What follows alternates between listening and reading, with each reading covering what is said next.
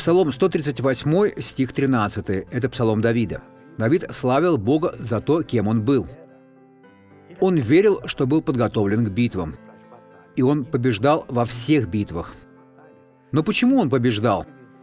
Потому что сказал так: «Ибо ты устроил внутренности мои и соткал меня в чреве матери моей». Для него это было естественно, для других людей нет. Мужчина и женщина вступают в близость, чтобы зачать ребенка.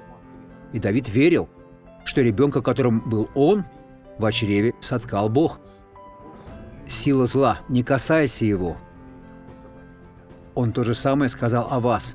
Потому-то вы спасены, вы ищете Бога. Или будете спасены.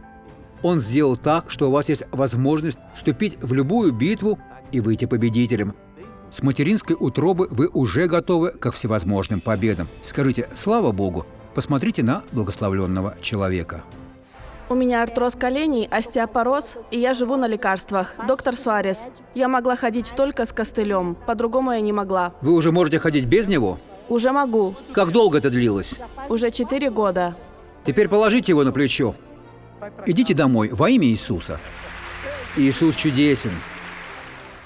Теперь помолимся. Отец, я объединяю свою веру с верой этого человека, я обличаю зло, существующее в его жизни, я запрещаю и говорю: уходи, убирайся, исчезни.